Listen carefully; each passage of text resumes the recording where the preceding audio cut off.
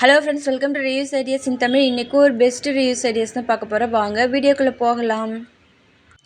இன்றைக்கி வீட்டில் இந்த மாதிரி நிறைய பொருட்கள் வேஸ்ட்டாக போட்டு வச்சுருப்போம். மேக்ஸிமம் இதெல்லாம் இடைக்கி தான் போடுவோம். இதை எப்படிலாம் வீட்டில் நம்ம கொஞ்சம் பெஸ்ட்டாக யூஸ் பண்ணலாங்கிறது தான் வீடியோவில் பார்க்க போகிறோம். வாங்க ஒவ்வொன்றா பார்க்கலாம். ஃபஸ்ட்டு இந்த பாக்ஸ். இது நிறைய இந்த மளிகை கடையிலலாம் பார்த்துருக்கலாம். நிறைய பென் ஸ்டாண்டு தான். இது நிறைய பேனை இதில் சொருகி வச்சுருப்பாங்க. இது எனக்கு சொந்தக்காரங்க ஒருத்தவங்க மளிகை கடை வச்சுருக்கனால இது எனக்கு கிடச்சிது. இது எப்படி சூப்பராக யூஸ் பண்ணலாம் பார்க்கலாம். இந்த மாதிரி பாக்ஸ் இருக்கிறவங்க இதை உபயோகப்படுத்திக்கிங்க. இதை நிறைய ஹோல்ஸ் இருக்கிறதுனால இது நான் ஹூக் இயரிங்ஸ்லாம் போட்டு வைக்கிறதுக்கான ஒரு ஆர்கனைசராக தான் யூஸ் பண்ண போகிறேன். பாருங்கள், நிறைய இதில் மாட்டி வச்சுருக்கேன். இன்னுமே நமக்கு தேவையானதை நிறையா மாட்டிக்கலாம். இதுக்கு மேலே ஒரு பேண்ட் கிளிப் போட்டு விட்டு நம்ம இதை ஆணியில் மாட்டி விட்டுக்கலாம். நம்ம அப்படியே சும்மா டேபிளில் வச்சு செவத்தில் சாய்ச்சும் வச்சுக்கலாம். அப்படி இல்லைன்னா இதை நம்ம ஆணியிலையும் மாட்டிக்கலாம். நம்ம எப்படி உபயோகப்படுத்தணுமோ அந்தமாரி படுத்திக்கலாம். பாருங்கள், நான் இப்போ ஆணியில் மாட்டியிருக்கேன். அழகான ஒரு ஹூக் இயரிங் ஸ்டாண்ட் சூப்பராக இப்போ ரெடி ஆகிடுச்சு. இதுக்கப்புறம் இதனுடைய பாக்ஸ் அடிப்பக்கம் இருக்குது இல்லையா, இது ஒரு மாதிரி சாஞ்ச மாதிரி இருக்கும். மாடலே அதுதான். இது குட்டி குட்டி பொருட்கள்லாம் வச்சு நம்ம ஒரு ஆர்கனைசராக யூஸ் பண்ணிக்கலாம்.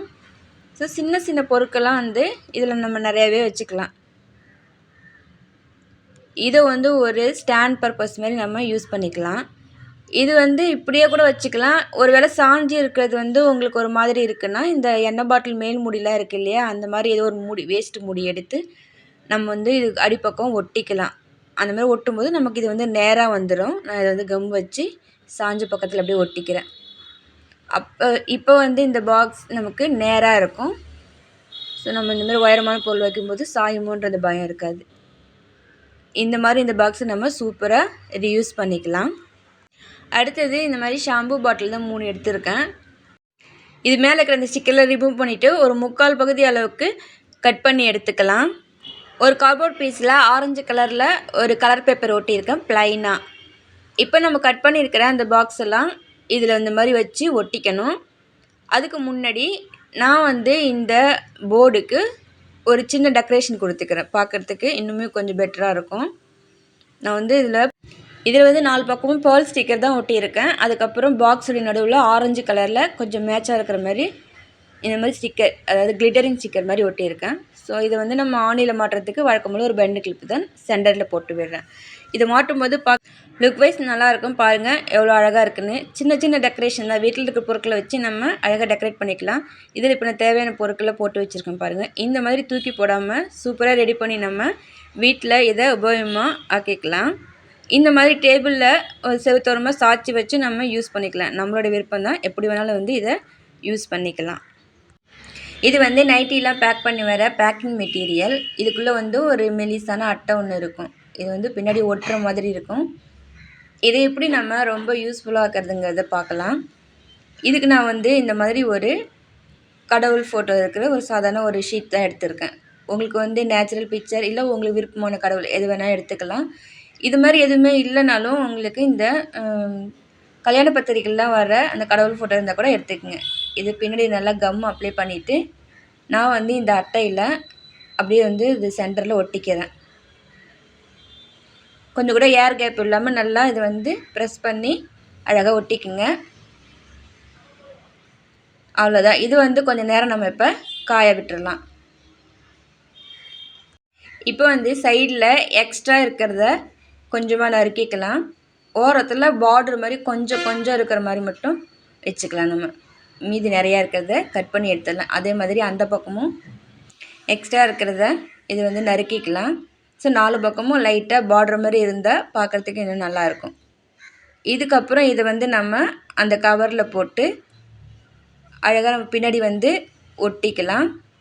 முக்கியமாக மேலே இருக்கிற அந்த கவரை, அதாவது டிரான்ஸ்பரண்ட் கவர் கசக்காமல் நம்ம அழகாக எடுத்து வைக்கணும். அப்போ தான் ஃபோட்டோ நமக்கு நீட்டாக கிடைக்கும். நம்ம பிடிச்சி கசக்கி வச்சோம்னா சுருளாக ஒரு மாதிரி இருக்கும்.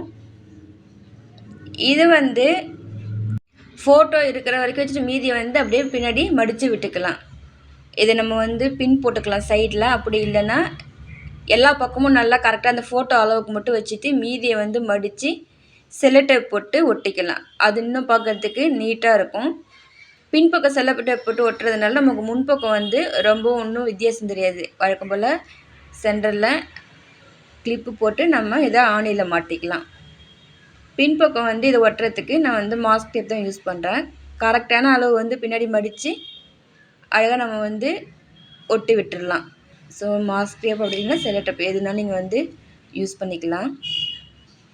இப்போ நம்மளுடைய ஃபோட்டோ ஃப்ரேம் வந்து சூப்பராக ரெடி ஆகிடுச்சு. ஸோ வேஸ்ட்டாக தூக்கி போடுற அந்த பேக்கிங் மெட்டீரியல் வச்சு நம்ம ஒரு லேமினேட் பண்ண மாதிரி ஒரு ஃபோட்டோவை ரெடி பண்ணிட்டோம். இதை இப்போ நம்ம செவத்தில் மாட்டிக்கலாம். ஸோ உங்கள் பூஜை ரூமில், ஹாலில் எங்கே வேணுமோ நீங்கள் வந்து இதை மாட்டிக்கலாம். மேலே அந்த டிரான்ஸ்ஃபர் வந்து லேசாக வந்து கசங்கிடுச்சு, கொஞ்சம் சுருக்கு சுருக்குன்னு தெரியுது பாருங்கள். அது கசங்காமல் இருந்தால் ஒரிஜினலாக அழகான ஒரு லேமினேட் பண்ண ஃபோட்டோ நமக்கு சூப்பராக கிடைக்கும். ஸோ அதை கசங்காமல் மட்டும் வச்சுக்கிங்க. அடுத்தது இந்த மாதிரி ஒரு ஆயில் பாட்டில் தான் எடுத்துருக்கேன். இதுக்கு மேலே இருக்கிற அந்த கவரை ரிமூவ் பண்ணிவிட்டு பாட்டிலை வந்து க்ளீன் பண்ணி எடுத்துகிட்டு வந்துடுறேன். இப்போ பாட்டிலை வந்து 3/4 பாகம் 1/4 பாகன்ற மாதிரி கட் பண்ணி எடுத்துக்கலாம். இந்த மாதிரி தான் கீழே வந்து ஒரு பவுல் மாதிரி கட் பண்ணிவிட்டு மேலே வந்து நம்ம 3/4 பாகம் அந்த மாதிரி கட் பண்ணிக்கலாம். இப்போ வந்து இதை கட் பண்ணி எடுத்துக்கிறேன். கொஞ்சமாக நம்ம வந்து பேப்பர் கட்டரில் கட் பண்ணிவிட்டு மீதியை வந்து சிசர் வச்சு கட் பண்ணால் நமக்கு அழகாக இது வந்து நமக்கு தேவையான ஷேப்பில் கட் ஆகிரும்.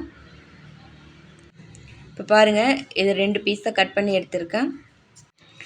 இது வந்து நம்ம அரேஞ்ச் பண்ணுறதுக்கு அடியில் ஏதாவது ஒரு பேப்பர்லேயோ இல்லை நம்மக்கிட்ட என்ன இருக்கோ அந்த மாதிரி ஒரு பேஸ் எடுத்துக்கலாம். நான் வந்து உட்டில் இருக்கிற ஒரு ஓவல் ஷேப்பில் ஒரு பேஸ் எடுத்துருக்கேன்.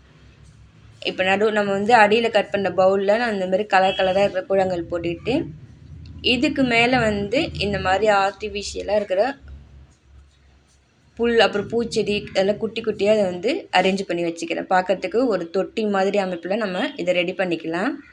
இப்போ எல்லாத்தையும் அரேஞ்ச் பண்ணி முடிச்சிடலாம். இப்போ வந்து அந்த பேஸில் ஒரு பக்கம் வந்து நம்ம அரேஞ்ச் பண்ணிக்கிறது அந்த தொட்டியை வந்து வச்சுட்டு இன்னொரு பக்கம் அந்த 3/4 பக்கம் கட் பண்ண இல்லையா, அதை கம் அப்ளை பண்ணி இந்த மாதிரி பக்கத்தில் வச்சு ஒட்டிக்கலாம். ஸோ நம்ம வந்து அந்த 3/4 பாகம் அரேஞ்ச் பண்ணதை ஒரு பென் ஸ்டாண்டு மாதிரியும் இதை வந்து ஒரு பூந்தொட்டி மாதிரியும் அரேஞ்ச் பண்ணியிருக்கேன். ஒரு சிம்பிள் டெக்கரேஷன் தான். ஸோ வேஸ்ட்டாக தூக்கி போகிறத விட இந்த மாதிரி நம்ம சிம்பிளாக யூஸ் பண்ணிக்கலாம். தேவைப்படுறவங்க இந்த மாதிரி அரேஞ்ச் பண்ணி டேபிள் வைக்கும்போது பார்க்கறதுக்கு ரொம்பவே அழகாக இருக்கும். ஃப்ரெண்ட்ஸ், இந்த வீடியோ பிடிச்சிருந்தா லைக் பண்ணுங்கள், ஷேர் பண்ணுங்கள். ரிவ்யூஸ் ஐடியாஸ் இன் தமிழ் சேனலுக்கு சப்ஸ்கிரைப் பண்ணிக்கோங்க. நாளைக்கு வேறு ஒரு வீடியோவோட உங்களை சந்திக்கிறேன்.